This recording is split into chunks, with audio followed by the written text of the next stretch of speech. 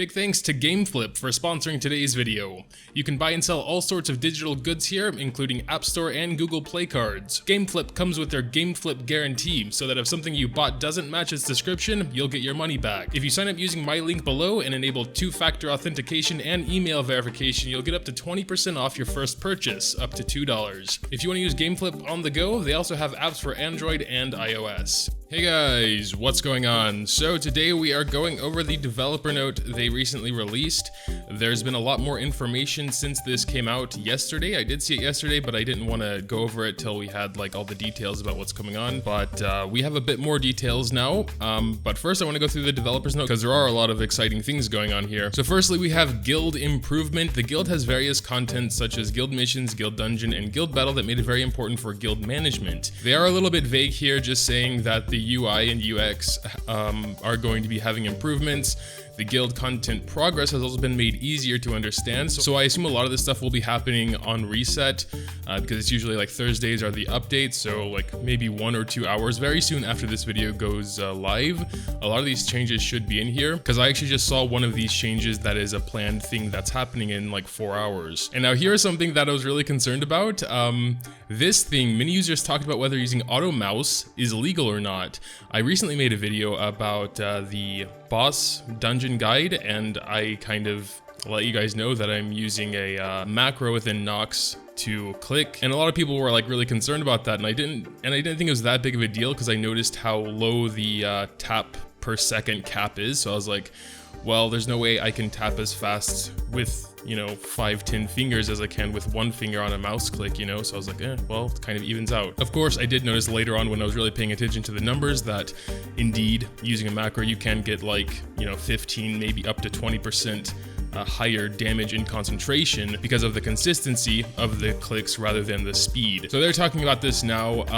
They do say those who use the third-party program and AutoMouse together are permanently banned. I don't know what they mean with third-party program, because I assume if anyone's going to be using a mouse, it's going to be on an emulator, as far as I'm aware, unless, you know, you could maybe hook up a mouse to a tablet. So I really hope they don't mean third-party program meaning emulators like Nox, because, well then see ya, guys. I haven't used it since that video and since everyone was making a big deal about it, and I decided to look into it further. So I haven't used it since then, and I don't plan to anyway, but it looks like they'll be removing concentrate mode anyway from there, which is nice. Because I didn't really like that part of the thing anyway. It was just kind of a chore. They will also be reducing it from 3 entries a day to 1, which is also nice because, you know, the boss did take anywhere from like, you know, 4 to 5 minutes per entry. So like, you know, 15-20 minutes of doing that every day. So reducing it down to 1 time a day is quite nice. So if anyone from the Knights Chronicle team is watching this, please don't ban me. I will be a good boy and I won't do it again.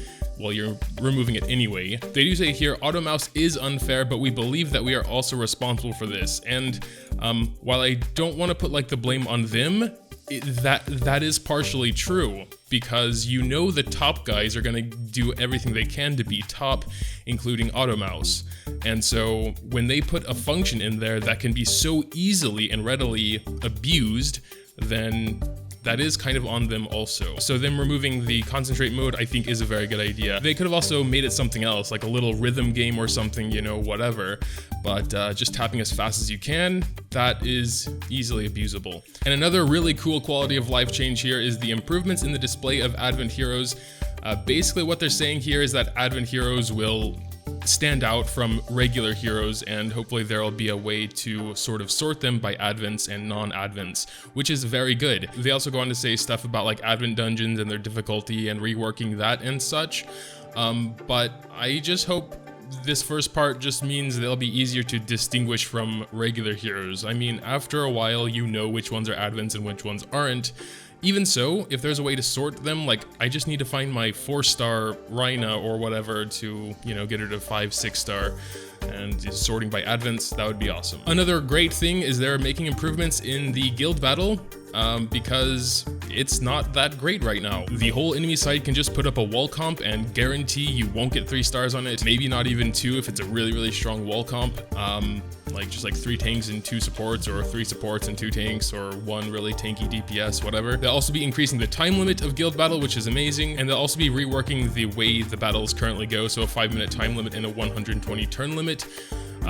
They concluded that these are unfavorable conditions for the attackers, so they'll be changing that hopefully to something better. I would rather just have it like Arena, like if all 5 of your heroes survive at the end, 3 stars, regardless of turn limit or time or whatever. And in this next section, number 5, we have perhaps the most exciting, but also most unknown what it's going to be, and could potentially be controversial or scary. We have costumes and badges. This is another big update many of you have been waiting for. There are many of you who would love to use their heroes in various uniforms, so we are preparing costumes for them. So, the thing with these costumes though is additional abilities as well as new appearance. So it won't just be a costume in the traditional sense like that you might be used to with other games. They will have additional abilities. So hopefully they're not behind a paywall. We'll have to wait and see for that in like 4 hours. I'm gonna go over that as well when the game actually goes live, because that's something that interests me a lot. They say some costumes even have the ability to completely change the hero's combat style. So yeah, costumes aren't just costumes here. This has the potential to complement the weakness of existing heroes and play them more effectively. I am planning to raise my Rebecca starting now. I expect to see a completely different White Knight Rebecca. So a little hint there that maybe some people might actually start using Rebecca. In addition to costumes, you can also equip new items called badges, and that's another thing. You can customize your hero's abilities through badges that can be obtained from dungeons. Well, here it says you can obtain them from dungeons, so that must not be behind any sort of paywall, hopefully. Yeah, it just doesn't seem like it. Badges, cool. The next update we're working on will probably happen in early September. The Knights Chronicle development team is always doing our best to make the game fun. All right, and here we have some teasers, sort of. All right, that's some really cool art there. I heard someone say, although this is just hearsay and all that, but one of these may be a dark healer. So that would be like our first dark healer. I would assume it's her. She just looks more like a healer. This guy looks more of a DPS with his gun there. Really cool designs though. Oh, cleaning duty. Okay, so this is Rue's costume. Okay, that's pretty cool. Okay, so that was the development note. We also have the patch notice, so the official what's actually going to be happening in here. So of course we're going to skip everything we already talked about, but let's see what's actually officially in here. Of course, we also got the double Evo dungeon. That's amazing. Karen, Ruby, Kane, and Mary rate up. Pretty good banner there if you don't have some of these. I have actually all of them. So there's also going to be a summon rate up hero selector special bonus repeatable event. So apparently you can summon like 20 times and get 2 selectors. The 2x crystal package, if you did actually buy it, will be coming back, so you could buy it again, even though I don't really recommend it. There's better packages already, so I don't know. It's kind of weird. They also say here starting the 6th of September, I guess, until the end of maintenance, you won't be able to play the boss battle. I don't actually see anything in here about the costumes or the badges though, but as far as I saw in-game, we can try and pull that up real quick. So if we go to notices, you can see in events, we have planned summon event, heroes with costumes coming soon, starts after 4 hours, 18 minutes. And so that's at reset. Also Evo Dungeon drop ×2, it's awesome, love those. That's what it says there. I don't know about badges, maybe they're coming at a later update. Well, when we check the rate up notice, they say prepare to summon Karen, Ruby, Kane, and Mary in the summon rate up event to be able to get their own costumes soon. So it looks like maybe the costumes aren't actually coming yet, but maybe the first batch of costumes will be for these 4 heroes. Oh, you can get additional hero selectors for every 5 summons after your 10, I guess.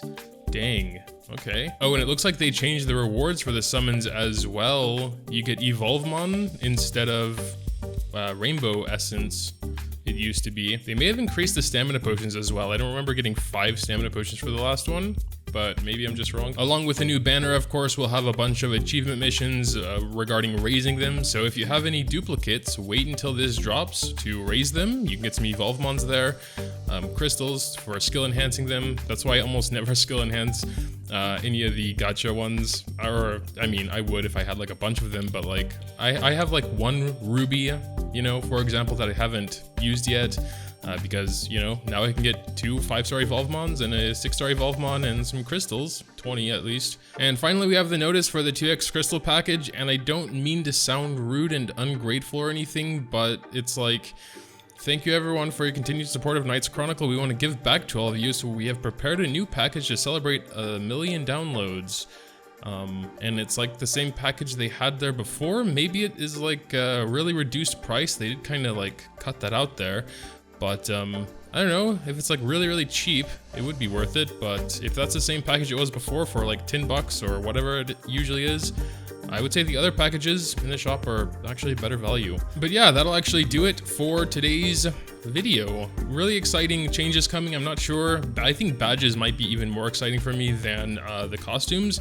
But of course, costumes, depending on what they can actually do, might be pretty exciting as well. It does look like they'll be behind like a summoning sort of thing, or perhaps just the heroes are and then the costumes are something separate you can just put on them later. We'll have to wait and see for that, but all around pretty exciting. Looking forward to the guild changes as well.